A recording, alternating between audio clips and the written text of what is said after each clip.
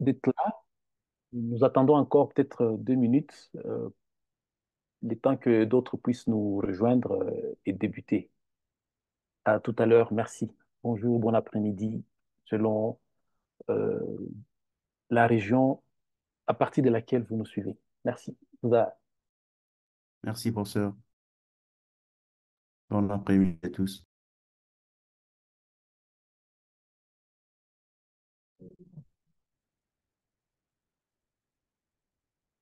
Professeur, est-ce que on ne proposerait pas aux participants de se présenter, une façon de nous connaître mutuellement en Oui, attendant? oui, on peut déjà. Oui, oui, oui, prof, je suis d'accord.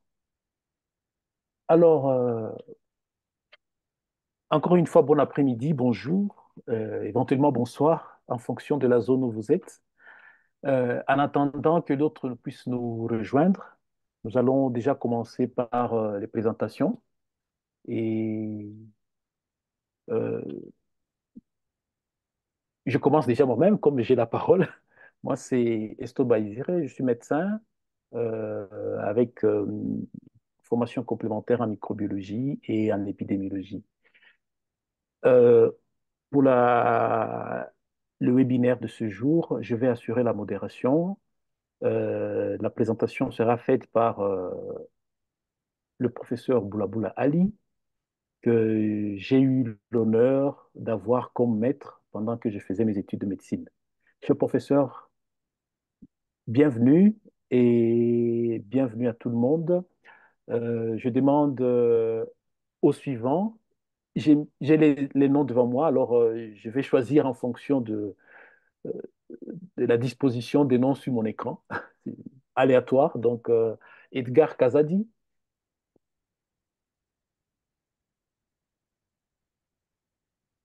Ok, bonjour, moi c'est Edgar Kazadé, je suis médecin épidémiologiste à Lubumbashi, au ministère de la Santé DPS au Katanga. Merci. Merci, docteur. Nous demandons aussi à Guillaume Yapo Agoussi. Oui, bonjour docteur. Moi, c'est Agoussi Yapo Guillaume. Bon, je suis un aide-soignant. Je travaille dans un centre de santé. Je suis en Côte d'Ivoire, exactement en Côte d'Ivoire. Merci, monsieur Guillaume Agoussi. Souleymane Parkouda. Bonsoir à tous.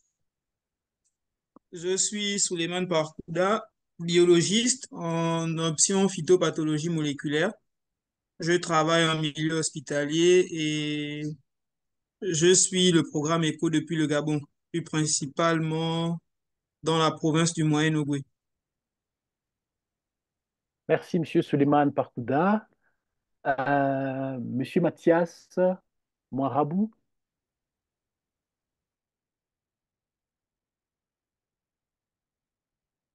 Bonjour à tous, je suis Monsieur Mathias Moirabou Bouchiri. Je suis manager de programme santé.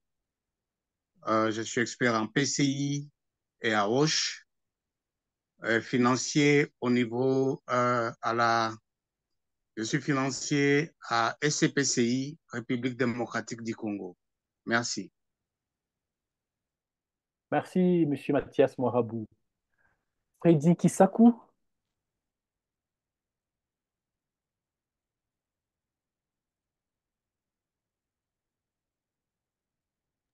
En attendant que Freddy Kisaku soit là, on va demander à Paola Bianco et puis suivra Albert Mouderois.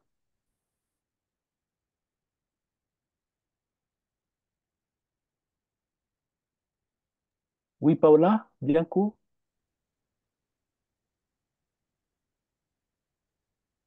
Euh, Freddy Kisaku. Albert Mouderois. Bonjour professeur. Je suis Bonjour, Albert monsieur. Mouderois, médecin stagiaire à l'Université catholique de Bukavu, faculté de médecine. Merci beaucoup d'être parmi nous. Monsieur Kanika. C'est madame. Ah oui, Madame Kanika. Oui, désolé. n'est peut-être pas, n'arrive pas peut-être à ouvrir le micro tout de suite. Freddy Kisaku, pas encore. Babi Ekumbo,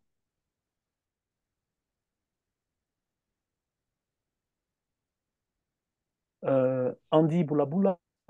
Bonjour professeur, bonjour à tous.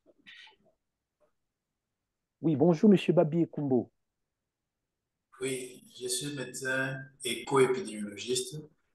Je suis assistant clinicien hospitalier à l'université de Mbandaka. Je travaille dans le cadre de ma recherche sur l'antirésistance des microbiotes intestinaux des oiseaux. Pour l'instant, je suis en Angola dans le cadre des recherches. Ah, ok. Merci beaucoup, monsieur Babi Ekumbo. Andy Boulaboula. Bonjour professeur, bonjour à tous. Je suis Andy Boulaboula, médecin de formation. Je travaille comme officier technique supérieur au quartier général de l'Afrique CDC. Merci. Ok. Merci beaucoup, monsieur Andy Boulaboula. Mamie Sylvia Banza.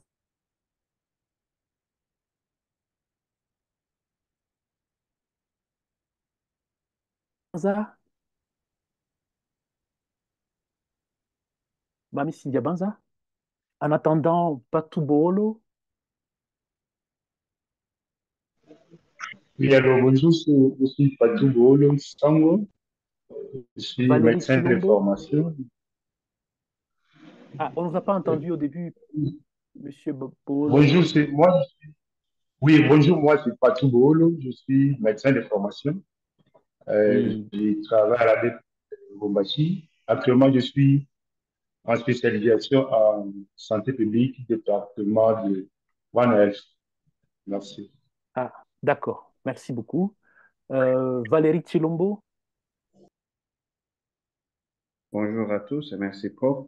Moi, je suis médecin de formation et avec une expertise en Euh, prévention et contrôle des v- infections. le son est Et coupé. Je ne sais pas si vous m'entendez? vous arrivez à entendre Valérie Chilombo. Oui, oui, on l'entend très bien. Ah, c'est peut-être de mon côté que la connexion est un peu béguée. Ok, merci. Jean-Pierre Casadi, s'il vous plaît. Merci, professeur, et bonjour à tous.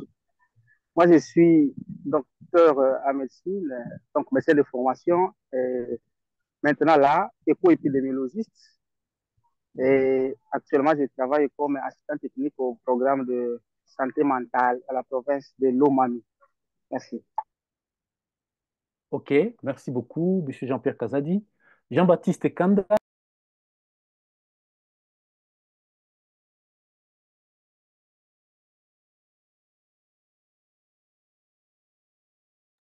Monsieur Jean-Baptiste Kanda. Oui.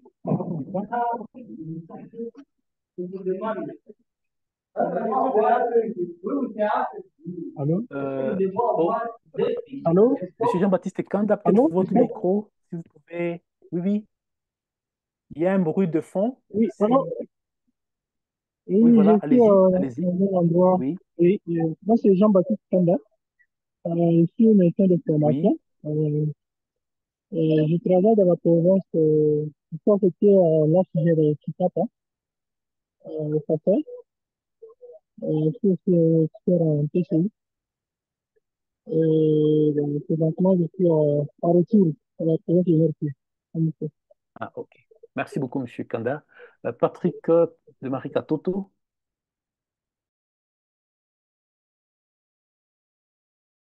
Hello, colleagues. Je suis Patrick de Marie Katoto. Je travaille donc à l'Université catholique de Bukavu. Merci.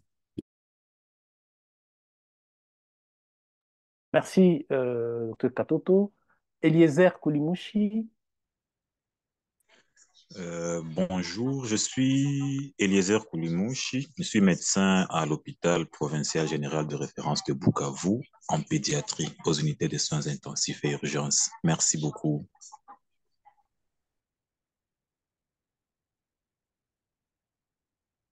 Merci beaucoup, monsieur Eliezer Koulimouchi. Alors,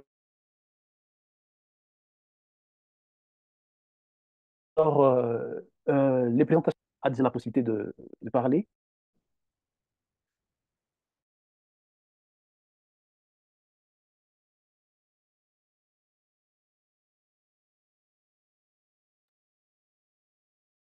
Car les présentations étant de ce webinaire dans le cadre de EcoPCI, de la série EcoPCI. Aujourd'hui, nous avons l'honneur d'avoir le professeur Ali Boulaboula comme orateur. Et comme vous le savez déjà, il parlera du monkeypox qui constitue une actualité au niveau mondial et particulièrement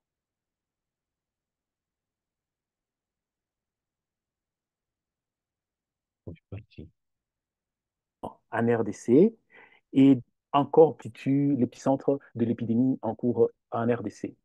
Cher professeur, vous avez la parole. Merci beaucoup, professeur Esto, pour avoir accepté de modérer ce webinaire. Et j'en profite aussi pour souhaiter et saluer la bienvenue, et pour souhaiter la bienvenue et saluer tous les participants de cet après-midi pour suivre ce webinaire. Au fait, ce webinaire, c'est un rendez-vous, comme dirait Senghor, de donner et du recevoir. Nous venons apprendre tous. C'est une actualité, comme venait de le dire le modérateur. Certes, la maladie a été découverte en 1970, du moins des observations sur les humains, mais le virus est découvert depuis 1958. On l'a dit lors de la première séance sur le thème Voici 3 semaines. Donc, il y a à inviter tout le monde à être acteur. Moi, j'expose les grandes lignes et dans le débat, nous aurons des échanges fructueux. Il y a moyen d'écrire dans le chat, comme il y a moyen aussi de demander la parole en levant la main et le modérateur pourra vous l'accorder. Merci pour la parole. Permettez-moi de partager mon écran pour commencer notre communication.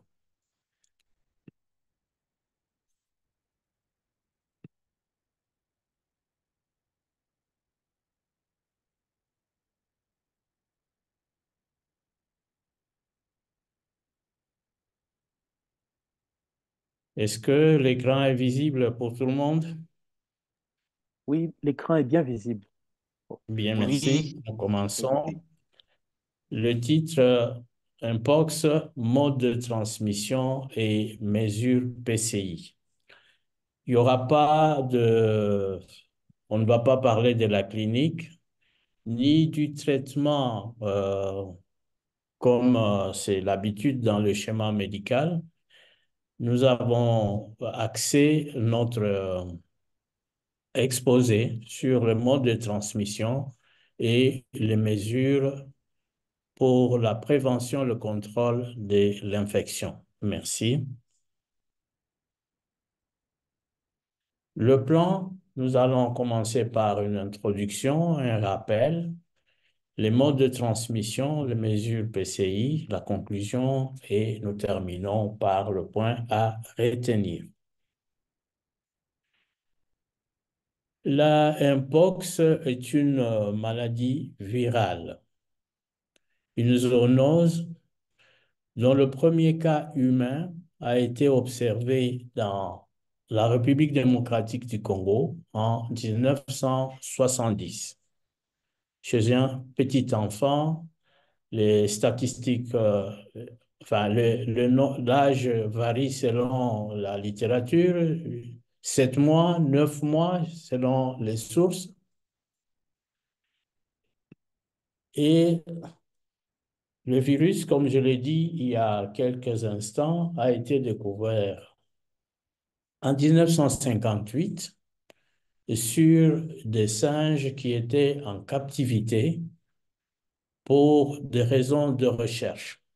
Et on a remarqué que ces singes avaient des éruptions qui ressemblaient à la variole, et c'est ainsi qu'on a donné le nom la variole de singe. C'est à tort qu'on a donné ce nom de la maladie. Hein, on l'appelait variole de singe et ça a changé il y a quelque temps. C'est devenu un pox parce que c'était à tort qu'on a donné ce nom variole de singe à la maladie. Or, le singe n'était qu'une victime parmi tant d'autres parce qu'on ne connaît pas le réservoir jusque-là. Il y a des suspicions.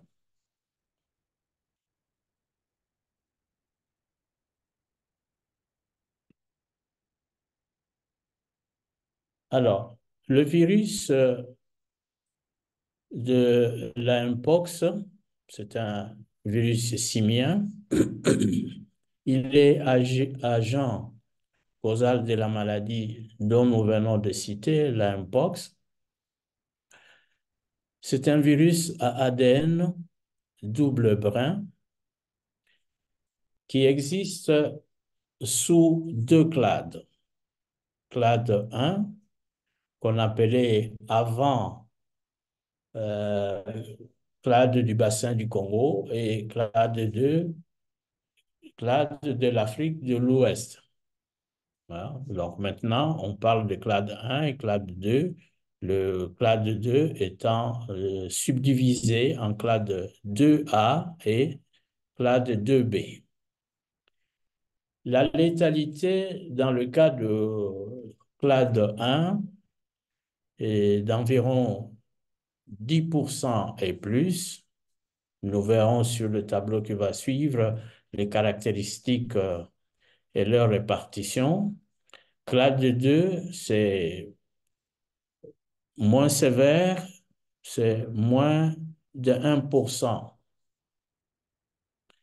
Alors, la mortalité de cette maladie, c'est une mortalité, il faut le signaler, qui a été prise sur les calculs, sur les cas de deux pays, le Nigeria et la RDC.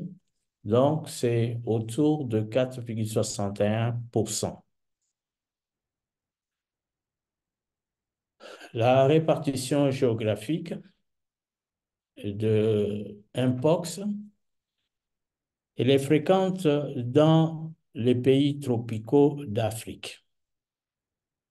Le Nigeria et la RDC sont les pays comptant le plus de cas.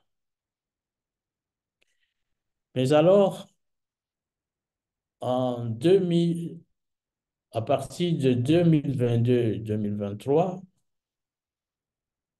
le monde connaît une explosion des cas dans les pays non endémiques.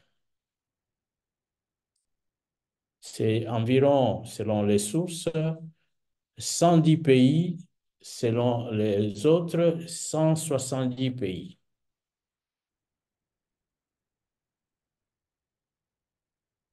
Alors, sur ce tableau, nous allons voir les caractéristiques des clades 1 et 2 du virus de la mpox. L'endémicité de la maladie, on l'a dit, c'est dans les pays africains au niveau tropical. Alors, nous allons voir pour le clade 1 et clade 2. Je signale d'avance que le Cameroun est le pays dans lequel les deux clades cohabitent, si je pouvais le dire. Hein, c'est là où on trouve les deux clades qui évoluent ensemble. Alors, clade 1, nous avons le Cameroun, la République centrafricaine, la République démocratique du Congo, le Gabon et le Soudan. Clade 2, le Bénin, le Cameroun, la Côte d'Ivoire, le Libéria, le Nigeria et la Sierra Leone. Suivant la, la virulence, eh bien, le clade 1 est habituellement modéré, elle est de modéré à sévère. Mais le clade 2, le virus, est habituellement de faible à modéré. Donc, cette sévérité, elle va de faible à modéré. Alors, le taux de transmission au niveau de foyer varie entre 7,5 et 12,3%. Tandis que pour le clade 2, c'est 0 à 3,3%. Donc, vous voyez qu'il y a une différence. Tandis que pour la mortalité, le clade 1, c'est environ 10,6%, mais tandis que pour le clade 2, il y a des statistiques qui donnent jusqu'à entre 1 et 6%.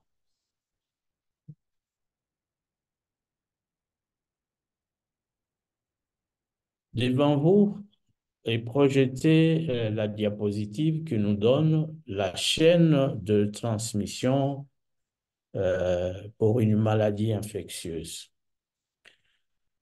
Donc, nous avons un agent infectieux, mais cet agent infectieux a un réservoir, c'est-à-dire une source à partir de laquelle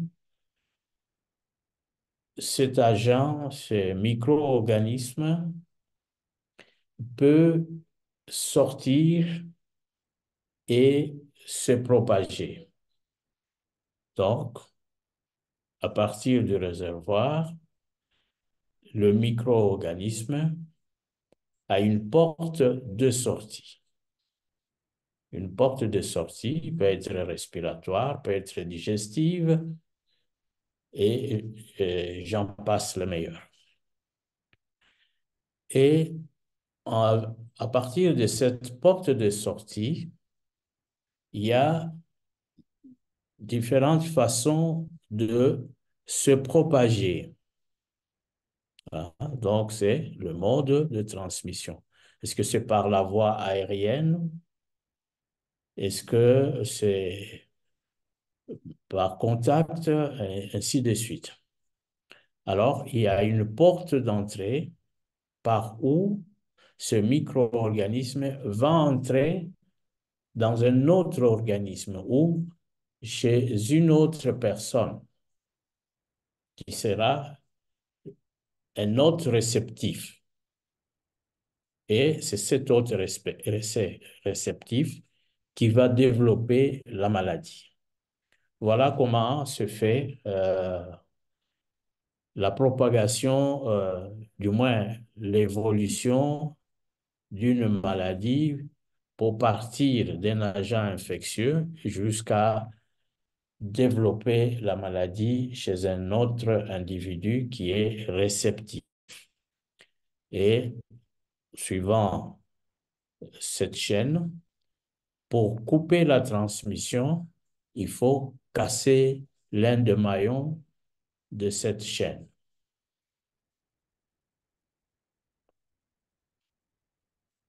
Là, nous avons la carte de la République démocratique du Congo.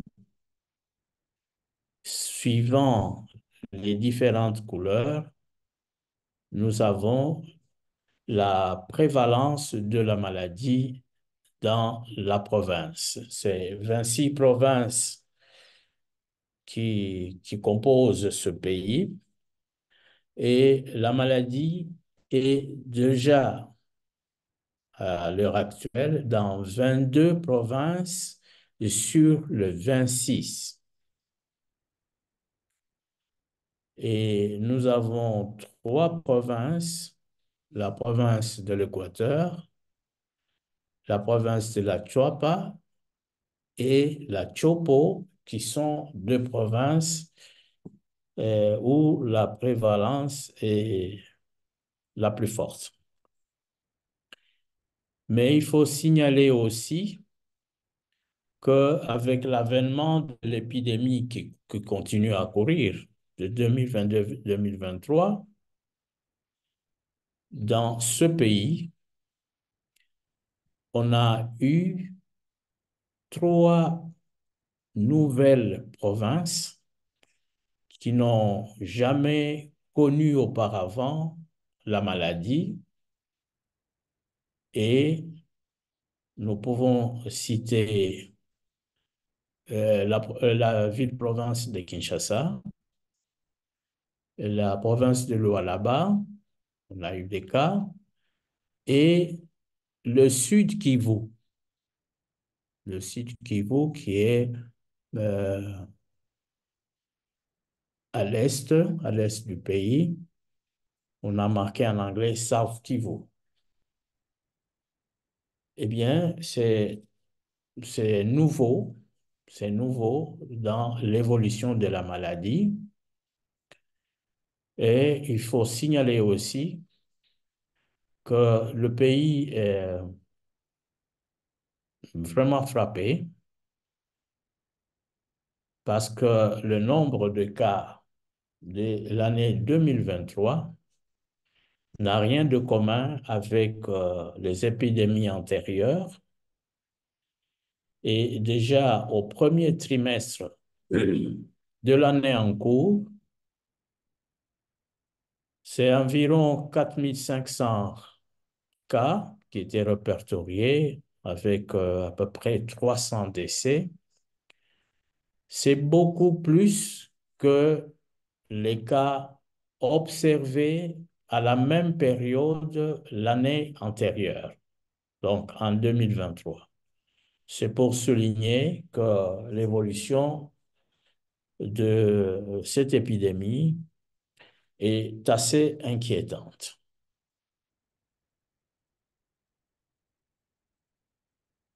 Bien, pour la transmission, faisons un rappel que là, on parle de la transmission primaire quand la contamination part de l'animal vers l'homme ou encore un autre animal.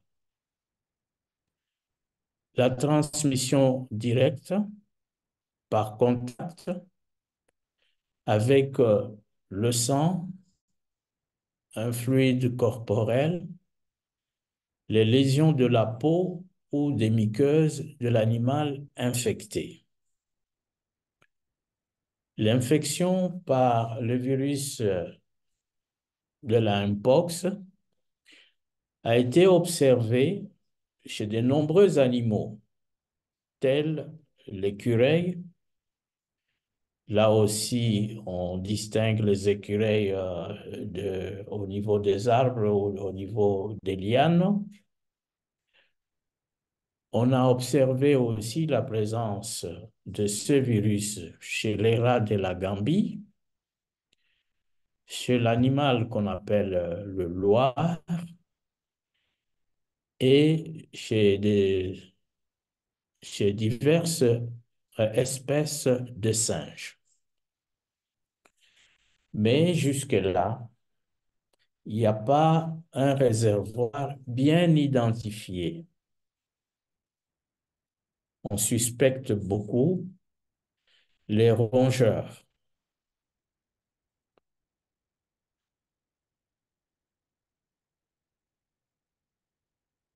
Donc, c'est ce que je disais, le réservoir de virus n'est pas encore identifié et les rongeurs sont les plus suspectés de l'être.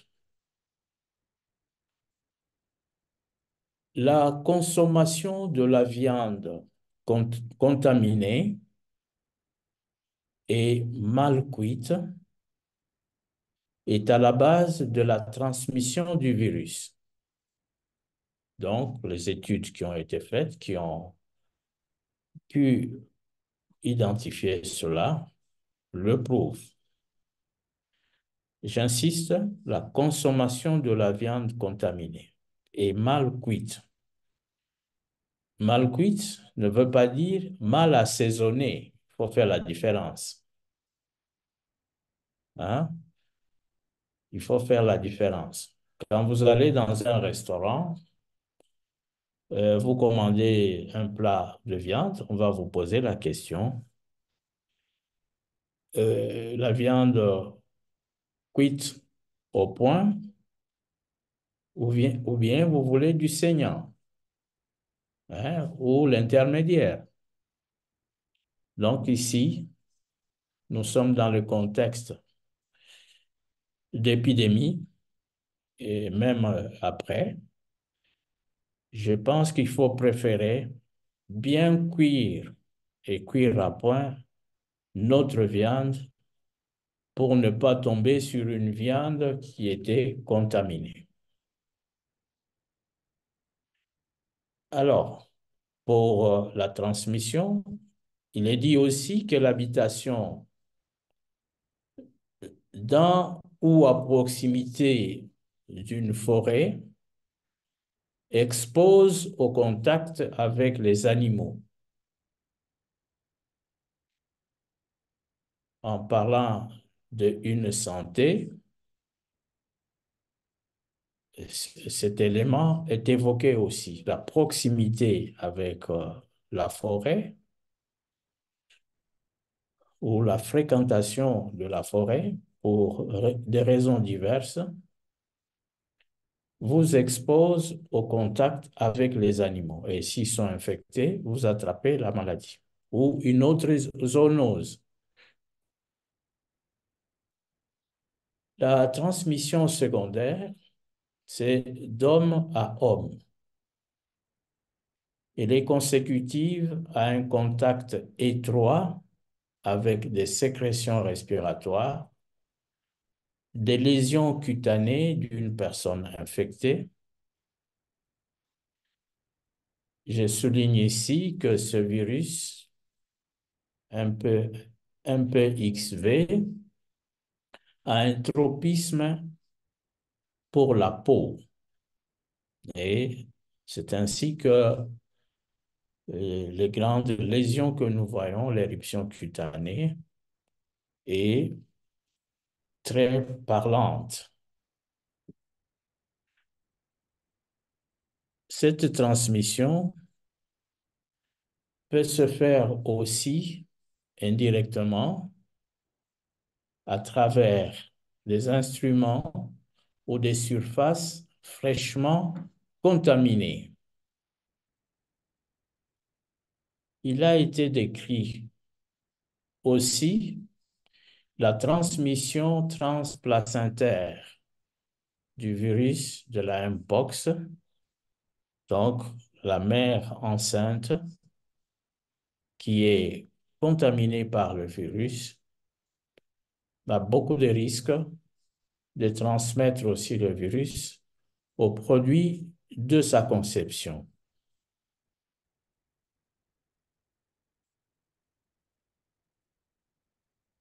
Alors, la transmission de ce virus peut s'effectuer par divers modes de contact. Mais le contact sexuel joue un rôle significatif avec plus de 91% des cas qui y sont liés. Hein. Ceci a été observé depuis l'épidémie 2022-2023. Ce mode de contact n'était pas observé dans la période 1970 et 2021. La présence de lésions dans les régions génitales, périanales et buccales suggère une transmission sexuelle et l'ADN du virus a été trouvé dans le sperme des patients infectés.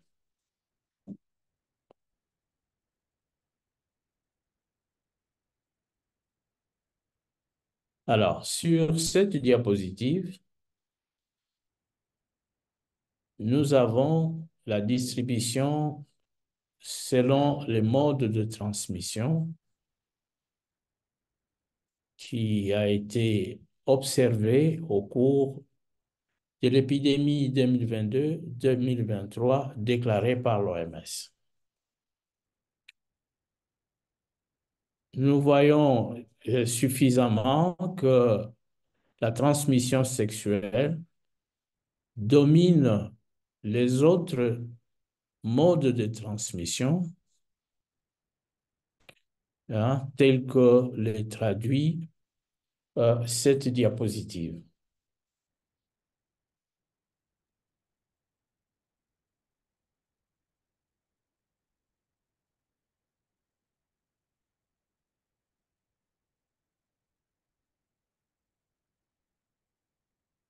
La transmission sexuelle du virus,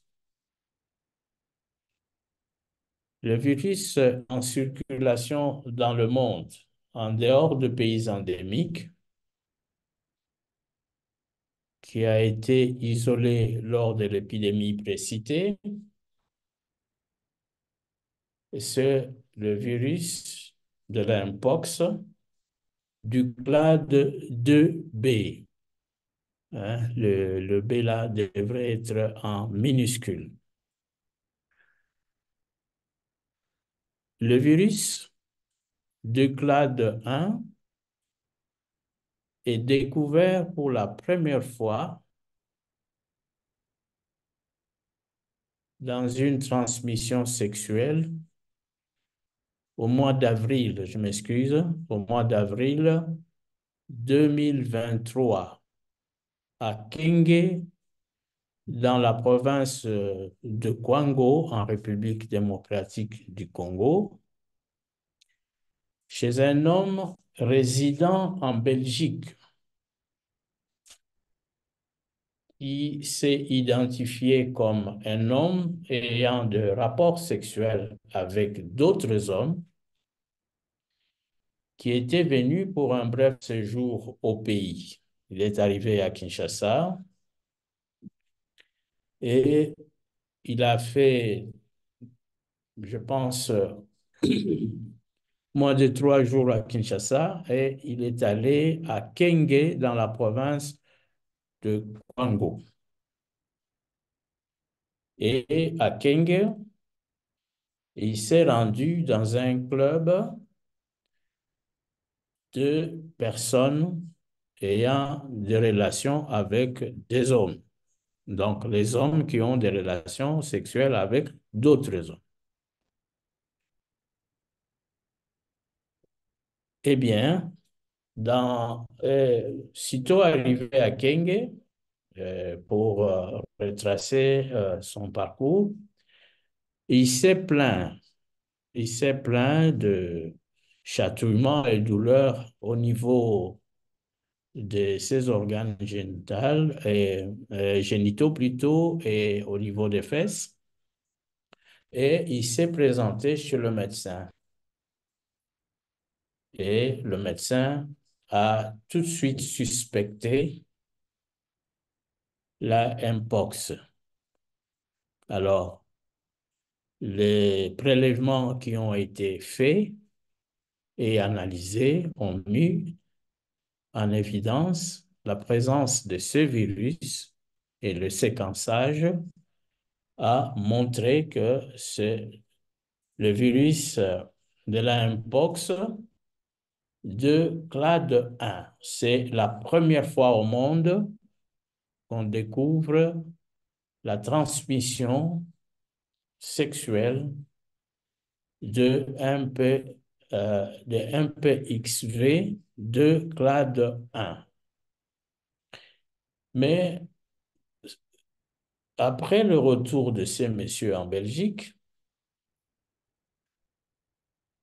5 de ses partenaires ont attrapé aussi le virus et développé la maladie. Parmi eux, il y avait 4 hommes et une femme.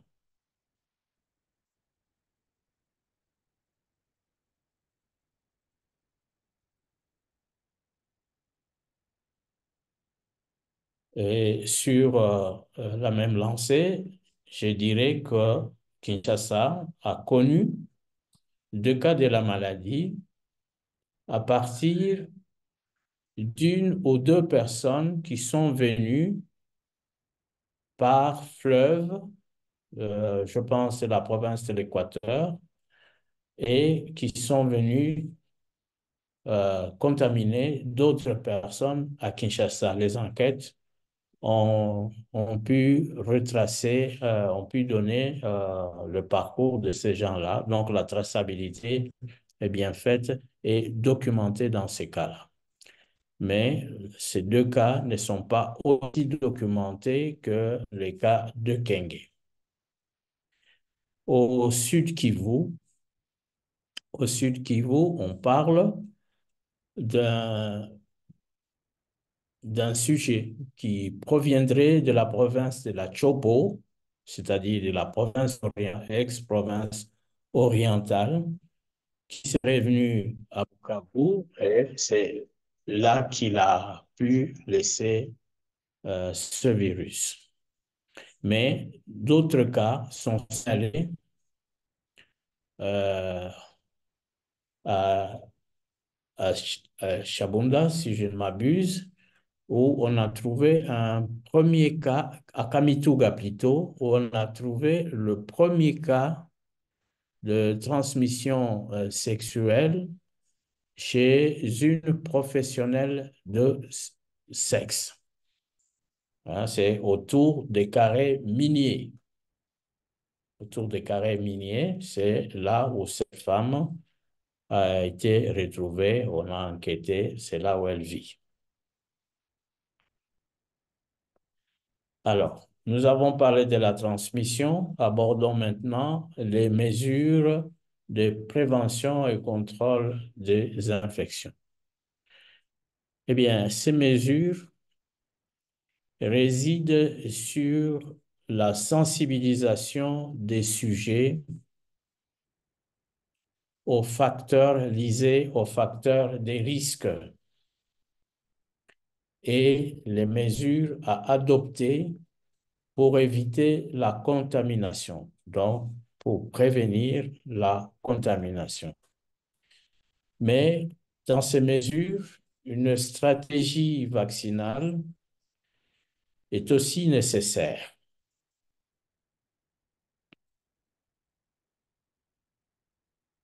Les mesures PCI,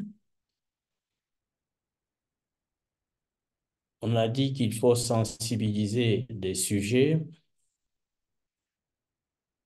aux facteurs des risques. Ici, facteurs de risque, comprenez les contacts physiques étroits, y compris les contacts sexuels avec une personne qui a la Mpox. C'est aussi les contacts sexuels avec une personne pouvant avoir eu une exposition à haut risque à la Mpox.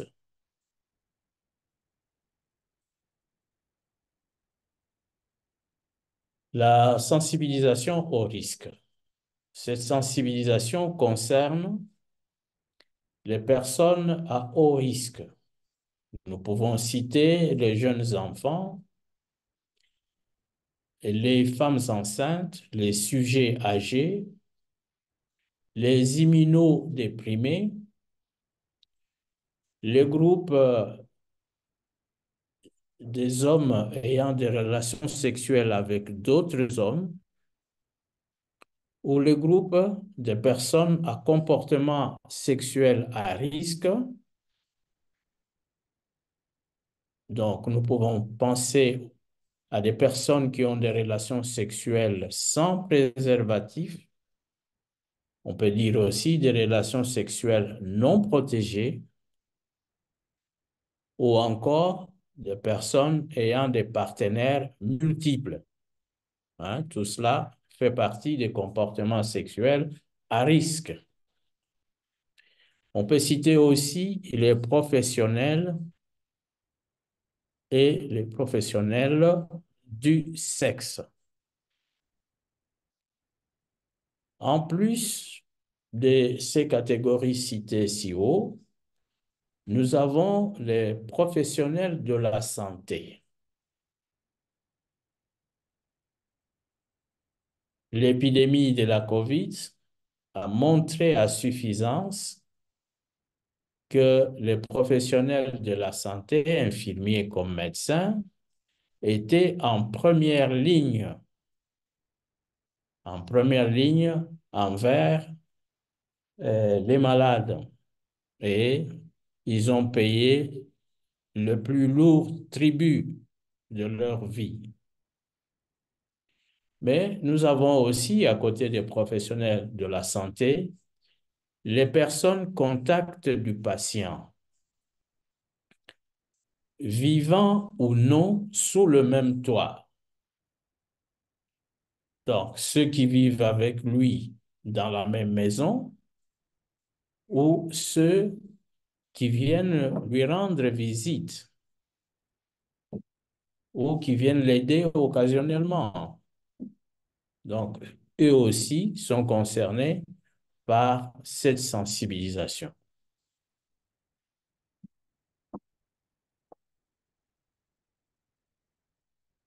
Alors, le but est d'éviter que l'individu, que soit son terrain, ne tombe pas malade.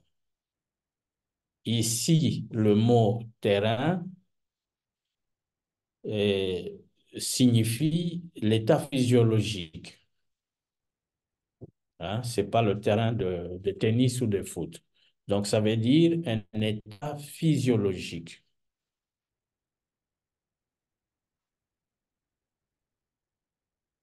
Le sujet est contaminé et il nécessite une hospitalisation. Donc, la sensibilisation, c'était pour que les gens ne tombent pas malades, ne soient pas infectés, mais il est déjà infecté et il nécessite une hospitalisation.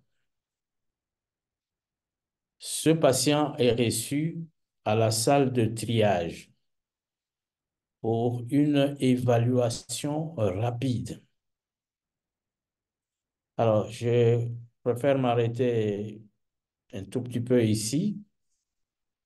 Il peut y avoir 2, 3 personnes qui ont les mêmes symptômes. Alors, le premier est reçu dans la salle de triage. On décide de l'hospitaliser. Il faut l'envoyer directement. On ne doit pas perdre le temps pour nettoyer la salle ou pour aérer la salle. On ne doit pas perdre ce temps-là. Il faut recevoir le suivant, l'évaluer rapidement et l'isoler. Hein? J'insiste sur cela. Il ne faut pas perdre le temps à nettoyer ou à renouveler l'air dans la salle. Recevez-les, évaluez et veuillez les isoler. C'est recommandé comme ça. Alors, la situation, selon le cas, exige une chambre à porte fermée ou dans les lieux où on a la possibilité d'avoir des chambres à pression négative, on peut garder ce malade dans ces locaux pour éviter la contamination avec le reste des malades. Et lors de l'évaluation, le patient qui vient d'être admis ou qui vient d'être reçu à la salle de triage, il faut lui donner un masque pour qu'il mette un masque pour qu'éventuellement, il ne contamine pas la personne qui doit l'évaluer. Mais il faut s'assurer aussi si les lésions du patient sont couvertes dans les régions où on doit l'évaluer. C'est pour éviter éventuellement la contamination. Alors, en hospitalisation, il faut respecter l'hygiène de main avec une solution hydroalcoolique ou avec de l'eau et du savon. Les indications de lavage de main de l'OMS, j'espère que ces indications sont connues. Mais si elles sont oubliées, le 5 du mois prochain, il y aura une journée de l'hygiène de main. Je pense qu'on aura l'occasion de le répéter. À part l'hygiène de main, comme précaution standard, il y a aussi les précautions additionnelles, comme la protection oculaire pour éviter une contamination par les muqueuses. Alors, il y a la conduite que les soignants doivent avoir devant un nouveau-né, le nouveau-né qui n'a pas demandé de naître, mais qui arrive au monde d'une mère contaminée avant l'accouchement. Comment peut-on considérer ce nouveau-né? Eh bien, il sera considéré comme suspect jusqu'à la confirmation médicale. Donc, après l'évaluation ou les examens, les médecins disent que c'est un enfant qui est contaminé, eh bien, il sera considéré comme tel ou il ne l'est pas. Donc, il sera jugé comme suspect ou contact étroit si la mère enceinte a une maladie récente à l'accouchement. Donc, il est suspect s'il est né d'une mère qui a été malade avant l'accouchement. Mais il est considéré comme contact étroit si la mère a une maladie récente, c'est-à-dire elle présente des lésions pendant son accouchement. Donc, à l'accouchement, elle présente déjà des lésions de la maladie. Elle est considérée comme telle, comme malade. À ce moment-là, on parle de contact étroit.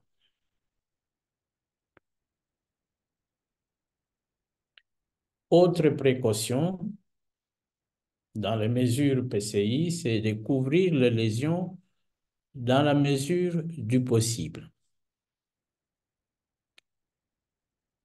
Et le malade, le patient, va porter le masque durant son hospitalisation. Alors, pendant combien de temps ces mesures doivent être observées? Eh bien, on va attendre l'apparition d'une nouvelle peau ou la chute des croûtes ou encore l'exclusion du diagnostic de la Mpox. Cette phrase a une signification. Cela veut dire qu'il faut faire un effort de diagnostic différentiel avec d'autres maladies qui ont comme expression les éruptions cutanées. Hein, c'est vraiment nécessaire. Hein, ou l'exclusion du diagnostic de la Mpox. On ne doit pas condamner tout le monde à faire on ne doit pas déclarer tout le monde d'avoir fait la maladie ou faisant la maladie parce qu'ils ont une éruption. Il faut faire un diagnostic différentiel là-dessus. J'insiste.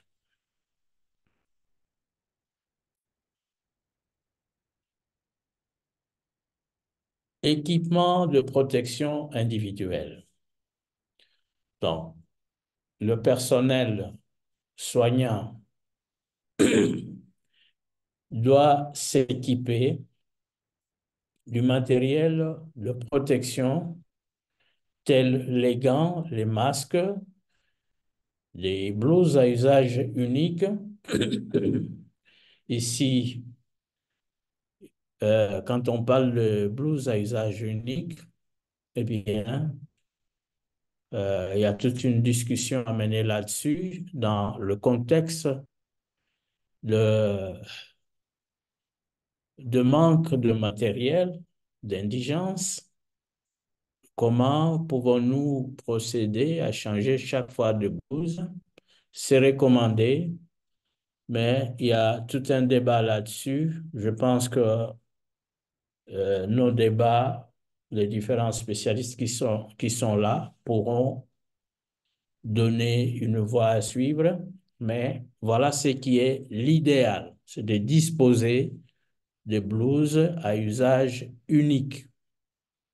Il faut aussi du matériel pour la protection oculaire. Et cet équipement de protection individuelle doit être mis avant l'entrée dans la salle ou la pièce.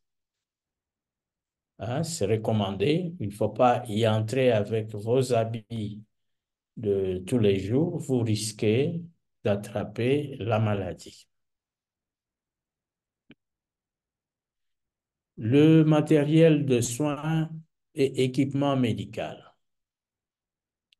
Eh bien, ce matériel et équipement, il faut le placer à proximité de l'environnement du patient. Il est destiné à l'usage exclusif du patient. Donc, il ne faut pas prendre son thermomètre ou le tensiomètre qui est entré là-bas pour contrôler sa tension et l'amener chez un autre malade ou dans la salle où se trouvent d'autres malades qui n'ont pas sa pathologie. De ce matériel et équipement, le matériel ou équipement qui n'est pas à usage unique, il est recommandé de le nettoyer en fonction du protocole fixé par la maison.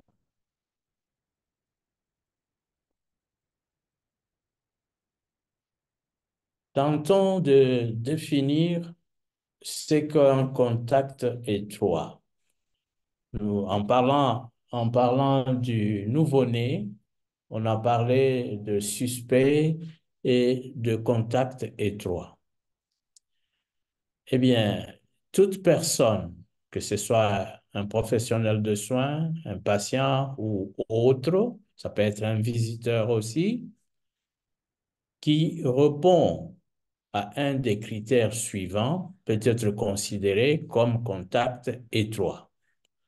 Donc, nous avons le contact de la peau ou des muqueuses avec les lésions ou du matériel infectieux d'un patient. Celui-là peut être considéré comme un contact étroit.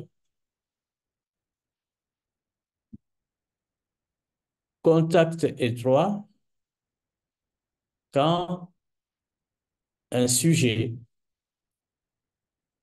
a eu un contact avec de la peau ou des muqueuses avec des objets ou des surfaces contaminées par le matériel infectieux d'un patient.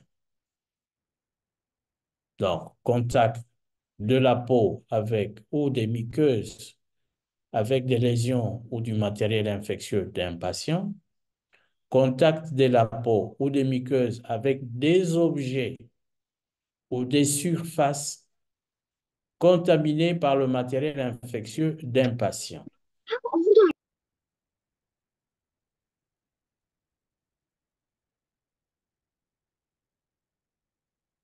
Gestion des contacts étroits.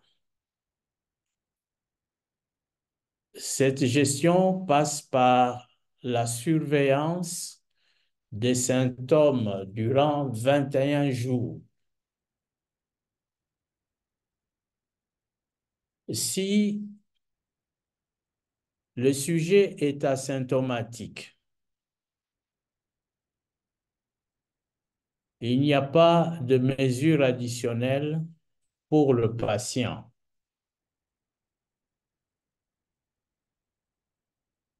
Le patient qui a été hospitalisé, mais on peut avoir aussi un professionnel de santé qui est défini comme contact étroit.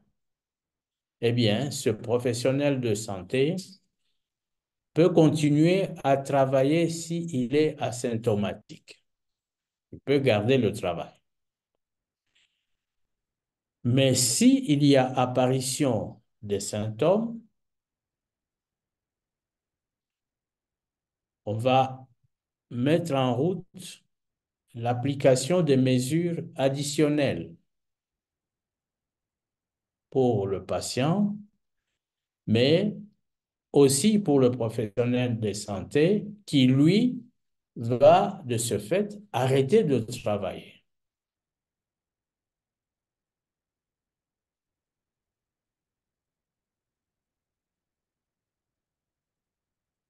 On a dit il y a quelques instants que parmi les mesures à prendre, qu'une stratégie vaccinale était nécessaire.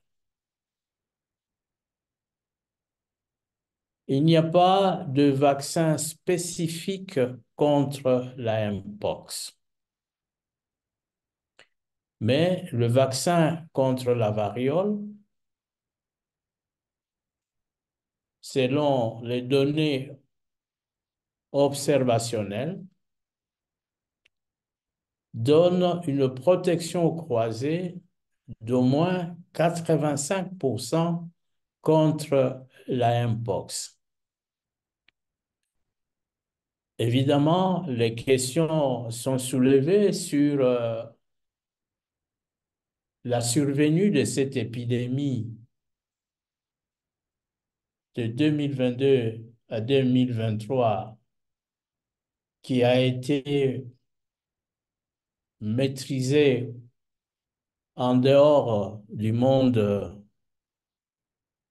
non endémique, qui a été maîtrisée, mais qui se poursuit chez nous.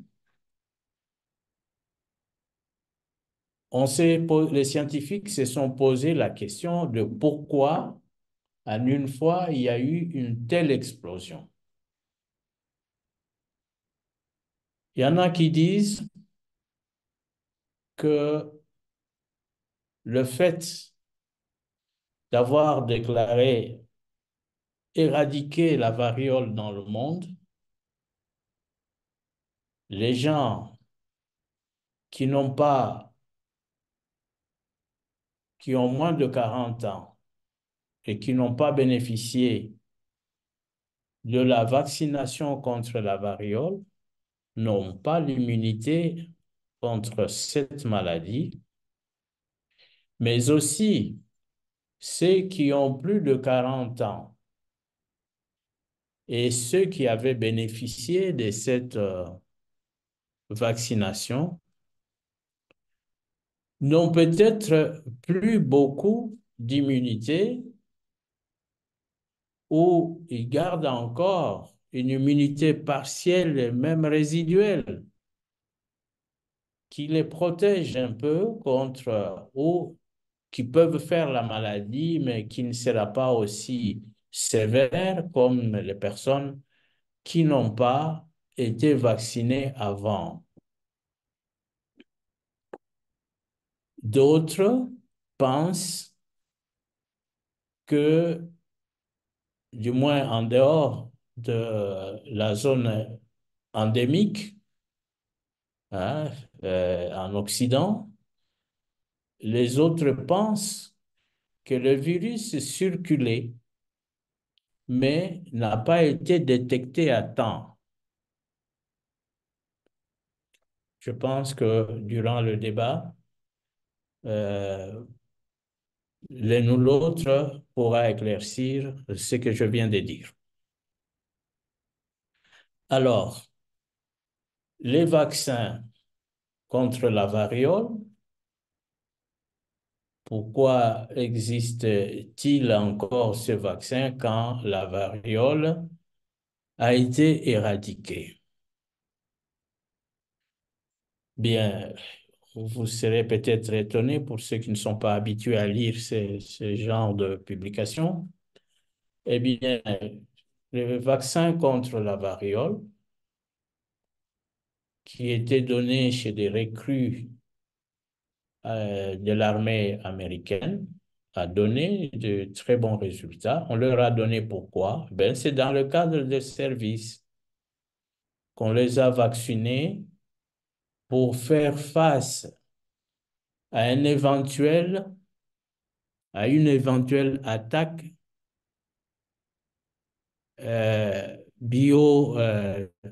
bioterroriste à une bombe au virus de la variole, par exemple.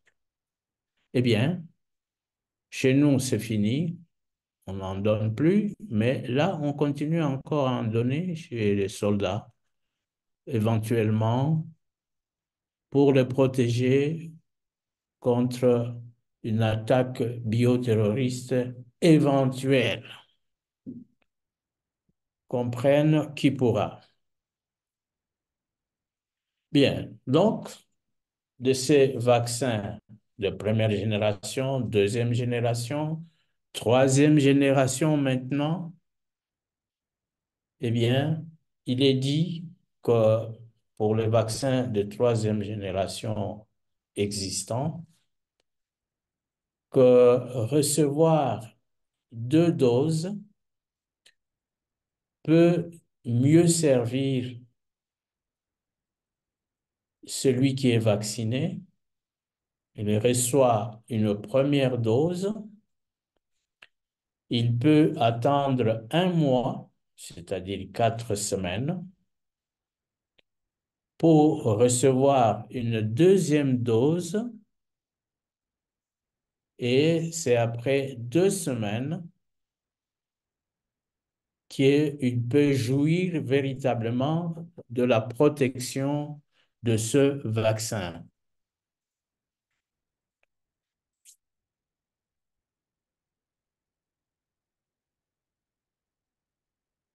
Dans les mesures PCI, une seule santé. Ben, nous disons, ou on a dit, ou tout le monde s'accorde à dire que la mpox est une zoonose,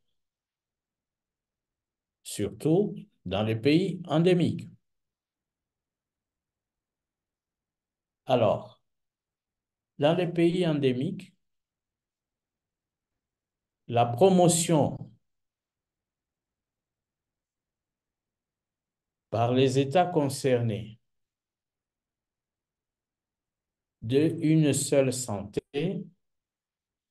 est vivement recommandée. On a eu, dans les séries antérieures de nos webinaires, à parler de une santé ou une seule santé, hein, qui met les différentes, qui prône la collaboration entre la santé humaine, la santé animale et la santé environnementale. Cela permettra de bien surveiller les maladies pour le bien de tous, les hommes, les animaux et l'environnement.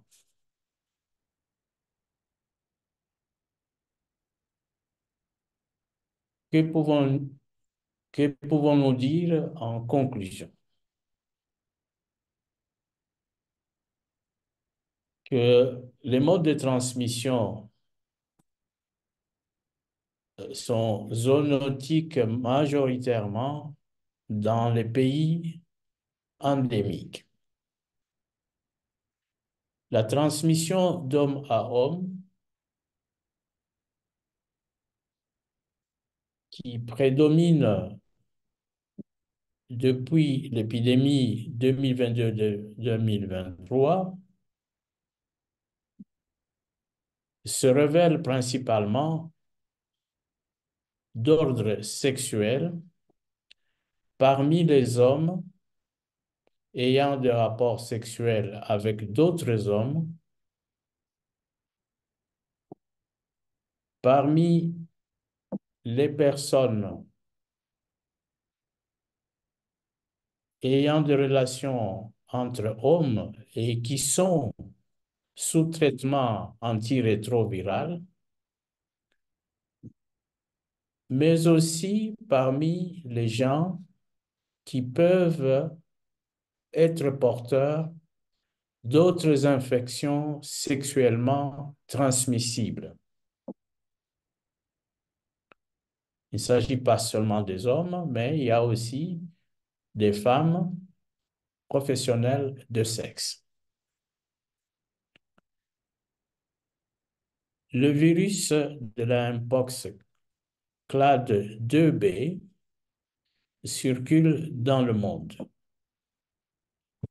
et des cas de transmission sexuelle de ce virus de clade 1 ont été découverts en République démocratique du Congo pour la première fois en avril 2023. La sensibilisation au risque des sujets à haut risque, les précautions standards additionnelles et la vaccination demeurent les mesures de PCI recommandées. Une seule santé bien appliquée contribuerait à la réduction des flambées épidémiques de la mpox. Que faut-il retenir?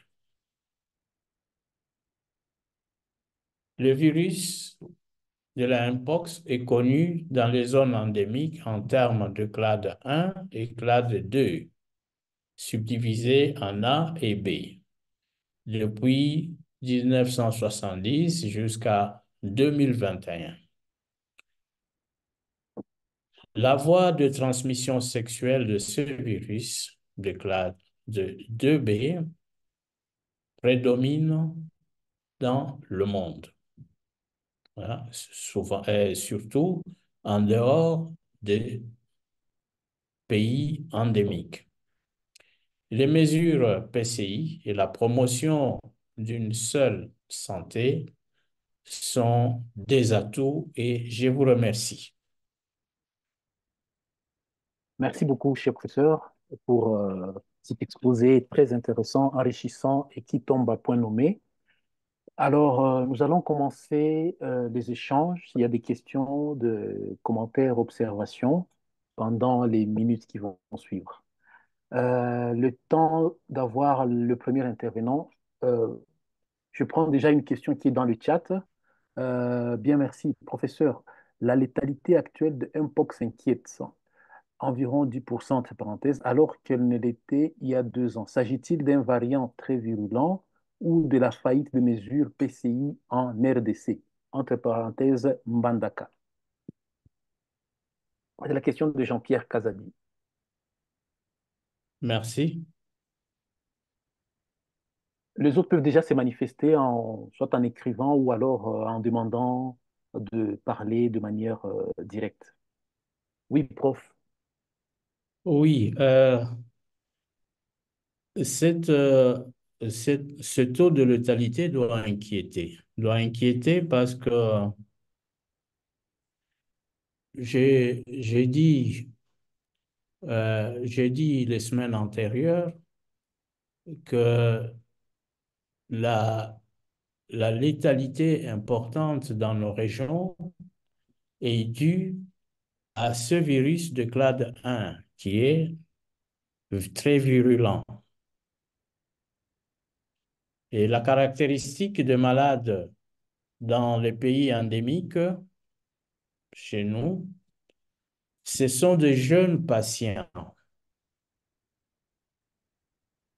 Des jeunes patients, moins de 9 ans, peut-être on peut aller jusqu'à 15 ans, euh, parce qu'on n'a pas toujours... Parce que pour parler des personnes infectées, et ainsi de suite, il faut tester tous ces patients.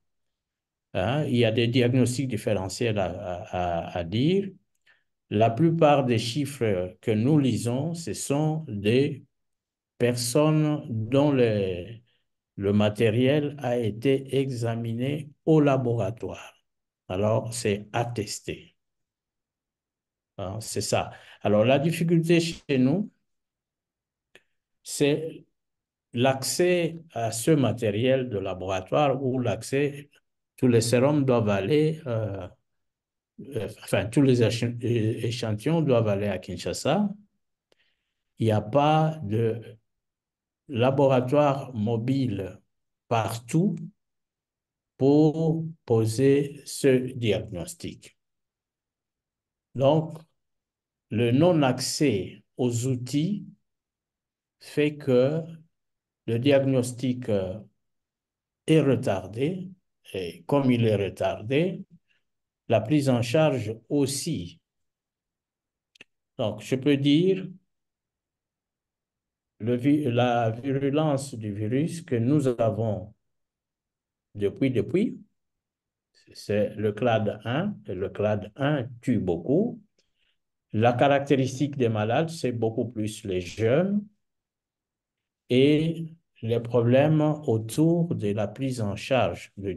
D'abord le diagnostic et la prise en charge pour des problèmes de coordination, ainsi de suite. Je ne veux pas entrer dans ce détail. Voilà. Merci. Alors, Merci, prof. avec l'épidémie 2022-2023, ailleurs, là où circulait le clade 2B, il n'y a pas beaucoup de décès parce que, nous l'avons vu, ce clade est moins virulent de un, et de deux, la maladie attrape les gens, les adultes, quoique adultes jeunes, entre 30 et 39 ans. C'est là où on a le plus gros des malades. Bon, ceux qui meurent dans ces groupes, c'est souvent les gens immunodéprimés qui ne sont pas sous traitement. Mais il y a moins de cas de létalité. La létalité n'est pas aussi forte que chez les gens à haut risque, plus jeunes, les femmes enceintes. Ce n'est pas le cas. Voilà ce que je peux répondre à cette question. Merci, professeur, pour la réponse. Avant de prendre la deuxième question, je tiens à rappeler tous les participants qu'il y a un lien dans le chat pour faire un feedback par rapport à la session et cela pour permettre d'améliorer pour les prochaines fois s'il y a de, des suggestions que vous allez bien vouloir nous donner. Monsieur Valéry Chilombo, à vous la parole. Merci beaucoup, professeur, pour la parole et félicitations au professeur Boulaboula pour cette présentation aussi informative. J'ai une question, mais j'aimerais d'abord placer quelques mots d'inquiétude. C'est que cette maladie existe bel et bien à RDC depuis très longtemps. et le parcours qui nous a été donné du cas qui est venu d'Europe, qui se retrouvait à Kinshasa, puis se retrouvait dans des clubs, euh, m'intéresse beaucoup pour que nous puissions savoir en réalité par rapport aux aspects sécuritaires du pays, quel était l'objet de sa visite, comment a-t-il eu ses connexions avec ces différents clubs, est-il congolais ou est-il étranger? Je pose des questions scientifiques sans sentiment. Parce que lorsqu'on regarde les us et coutumes de la RDC, on n'a pas aussi facile à pouvoir se retrouver dans une vulgarisation de rapports sexuels entre les gens de même sexe. Que cela demande un certain approfondissement pour voir quand on dit mesure PCI et qu'on dit qu'il faudra regarder les populations à risque, qu'il faudra les identifier pour essayer de les gérer de cette façon-là. Donc, en ayant regardé les cas de choléra en Haïti, en ayant regardé certains aspects expérimentaux ailleurs, est-ce que ce genre de choses ne peuvent-ils pas nous réveiller pour nous poser effectivement la question, comment est-ce que cela arrive et que la propension commence à se faire en RDC? Je m'excuse. Alors, c'est ma première inquiétude à placer par rapport à ça et que je me pose la question de savoir est-ce que le professeur a plus d'informations autour de la personne concernée et autour de ce cas index. Et peut-être que plus tard, je pourrais rajouter par rapport à ces moyens de prévention parce que le prof a insisté sur l'information. Nous avons toute une équipe qui a été mise au niveau national et qui devra aller jusque dans les provinces, et même dans les provinces qui sont affectées. Une publication a été faite. Est-ce que les gens de ces provinces savent qui est en charge de quoi? Et si nous savons que les moyens de Mpox sont limités par rapport aux finances en RDC, il y a eu une grande réunion avec les responsables politiques et je sais bien qu'Africa CDC et OMS sont en cours de pouvoir essayer de faire la levée des fonds.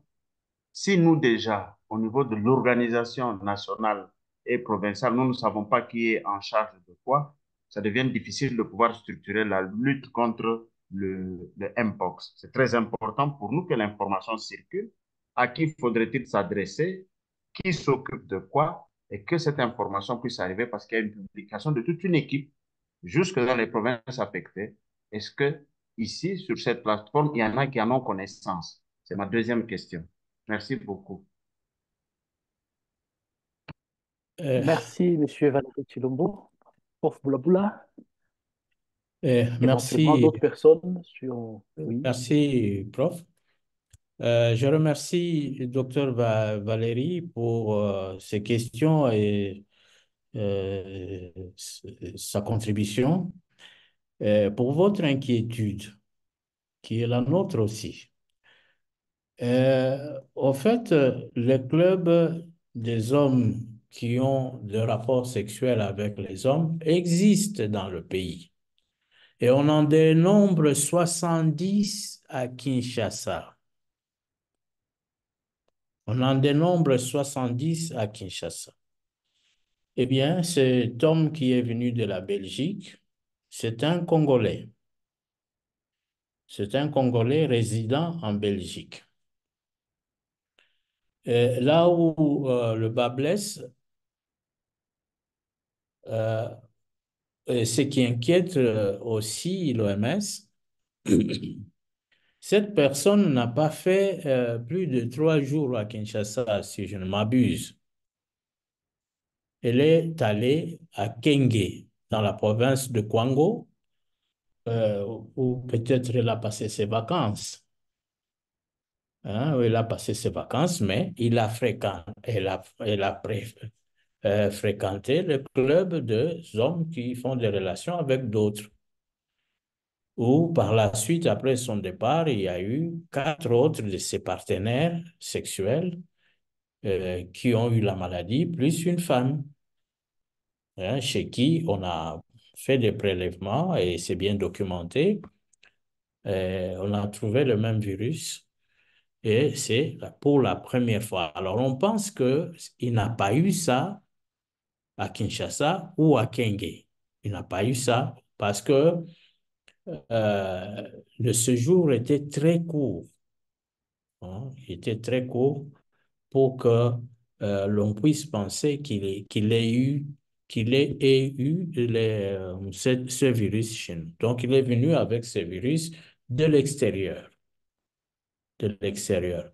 Malheureusement, le virus, c'est sur un Congolais qui revient chez lui au Congo où on va découvrir ce virus dans le pays où on a trouvé le premier cas, hein, le premier cas chez l'enfant, le premier cas humain chez l'enfant.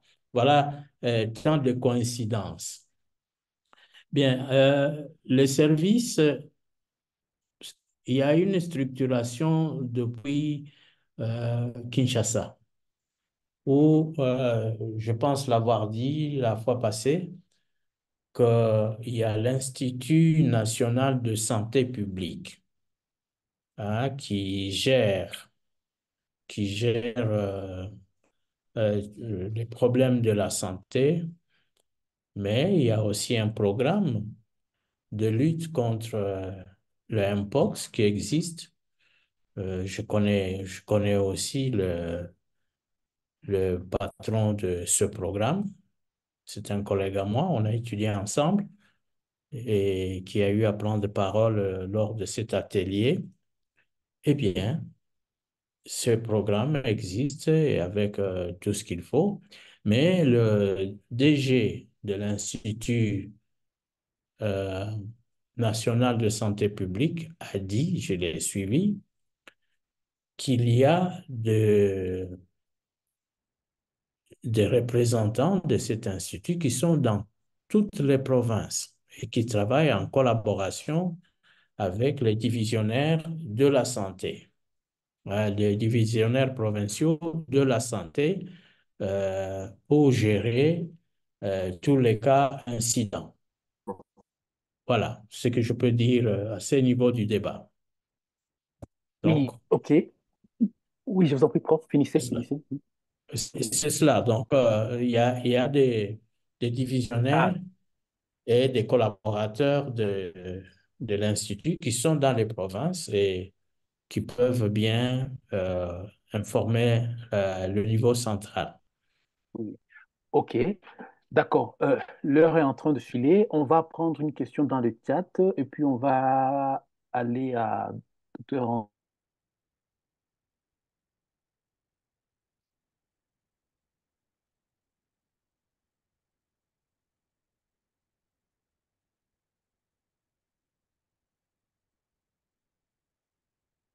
Accouchement des nouveau-nés d'une mère souffrant de Mpox, oui.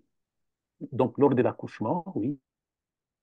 La deuxième question, quelle est la place du portage du masque dans la prévention, prévention de la transmission du, de monkeypox quand la transmission aérienne n'est toujours pas prouvée scientifiquement? Merci. C'est la question de Emmanuel Mbouy. Voilà. Je m'excuse, professeur, nous n'avons pas votre micro, Ah, peut-être a eu des je vais hausser la problèmes. voix. Si vous pouvez Là, vous reprendre, m'entendez? Là, vous maintenant on m'entendez vous mieux? entend. Si Ah vous oui, la pouvez première reprendre les question. questions. Oui. Oui, prof. Quelle est la mesure PCI adoptée lors de l'accouchement d'un nouveau-né dont la mère souffre de Mpox? Donc, les mesures PCI adoptées lors de l'accouchement d'un nouveau-né dont la mère souffre de Mpox, la première. Et la deuxième, la place du portage du masque contre la transmission aérienne quand la transmission aérienne n'est pas prouvée scientifiquement. Peut-être on prend aussi le commentaire du docteur Andy Boulaboula, qui pourrait éventuellement être lié, qui sait. Oui, docteur Andy Boulaboula. Merci, professeur. C'est juste si le professeur Ali le permet, je peux répondre à certaines de ces questions. Vous pouvez, vous pouvez. Oui, c'est un panel, justement, ça sert à ça. Merci. D'accord, merci. Merci au docteur Emmanuel pour la question qui, du reste, est pertinente. En effet, lors de l'accouchement, comme vous le savez, il y a énormément de liquide disponible dans l'environnement et entre la dame qui accouche et l'équipe soignante. Donc, il faut, à la limite, réduire l'exposition à ces liquides qui sont potentiellement porteurs du virus. Et avant même l'accouchement, il faut, dans les conditions qui les permettent, il faut isoler cette dame. Donc, la mère doit être isolée dans une chambre individuelle. Et donc là, on doit mettre en place des précautions. Cette moment. Il y a un bruit de...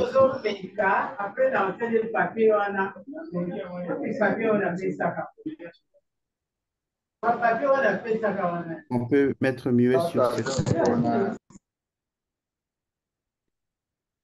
Oui, merci. Donc, je disais, il y a l'isolement de la mère qui va accoucher. Et deuxièmement, il y a l'utilisation de l'équipement de protection individuelle qui, euh, dont les données ont déjà démontré suffisamment l'impact. Et donc là, on va utiliser une protection des EPI complets, utilisation des EPI complets. Ça peut inclure ici la protection respiratoire, donc on peut faire usage des masques. On peut aussi faire usage des lunettes de protection parce qu'il y a non seulement projection des liquides, mais il y a aussi la disponibilité des muqueuses par rapport à la réception de ces liquides projetés. Donc, on peut s'infecter aussi. Il faut respecter la pratique de l'hygiène de main, déjà avec des indications dans les continuums des soins. L'OMS va distinguer ici les 5 étapes. Donc, l'exposition à un liquide potentiellement infecté fait partie de ces indications. Donc, il faut pratiquer une bonne hygiène de main.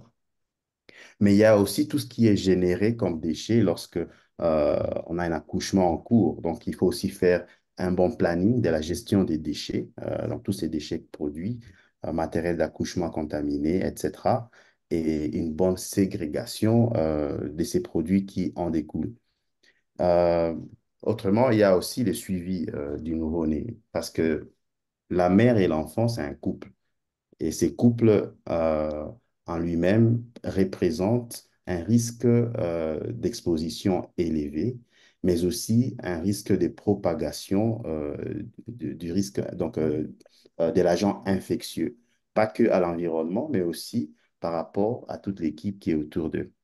Euh, je pourrais m'arrêter là, mais pour la question en termes de portage, pourquoi le masque dans la prévention? Bon, il faut dire que euh, les preuves ou les données probantes en cette matière, les recherches continuent. On n'a pas encore des données concluantes, hein. La transmission, par exemple, aérienne de Mpox n'a pas encore été formellement prouvée. Il y a des études et modélisations là-dessus, mais les conclusions euh, en viennent au contact étroit jusque-là. Mais il est recommandé d'avoir toutes ces protections jusqu'à preuve du contraire. Voilà, je pourrais m'arrêter là pour ne pas monopoliser la discussion, mais on peut continuer la discussion même par après. Merci. Merci, docteur Randy, pour la contribution. Euh, une dernière ou un commentaire ou un dernier commentaire ou une dernière question dans la foulée.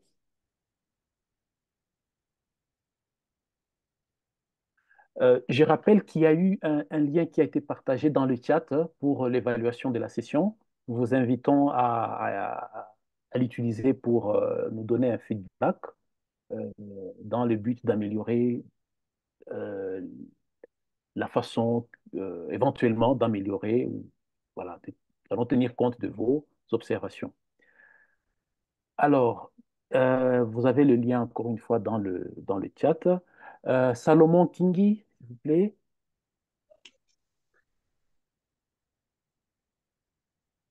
Salomon Kingi, dernière intervention. Salomon Kingi, vous avez la parole. Moi, je ne vous entends pas.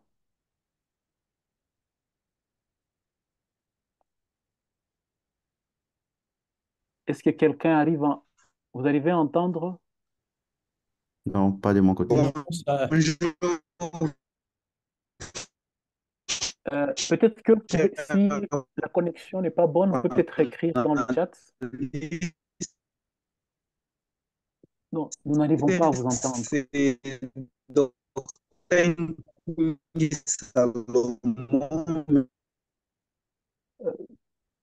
Aïe, nous l'avons perdu. Je crois qu'il a des problèmes avec l'Internet. On n'arrivait pas à l'entendre et là, ça a coupé. Euh, Est-ce qu'il y a une dernière intervention, un dernier commentaire? eh bien, je peux, avant que nous puissions clôturer, je voudrais rappeler à tous les participants que le mois prochain, nous allons consacrer tout le mois à l'hygiène des mains selon les thèmes donnés par l'OMS et ce que nous pouvons proposer entre nous. Nous allons donc placer le mois de mai, comme l'année passée, sur l'hygiène de main. Voilà ce que je pouvais dire en attendant le dernier mot du modérateur pour remercier tous les participants pour leur contribution. Et je remercie les modérateurs et je remercie aussi particulièrement Madame Kanika de Eco India qui nous a permis de vous atteindre là où vous êtes. Et je pense que nous nous reverrons encore le mois prochain pour continuer ces webinaires sur l'hygiène de main. Voilà, merci professeur pour votre exposé. Merci à tout le monde d'avoir participé, d'avoir suivi, d'avoir contribué au débat. Et rendez-vous le mois prochain pour un autre sujet sur les lavages d'un bain. Et bonne fin de semaine à tous. Merci. Merci, professeur. Merci beaucoup.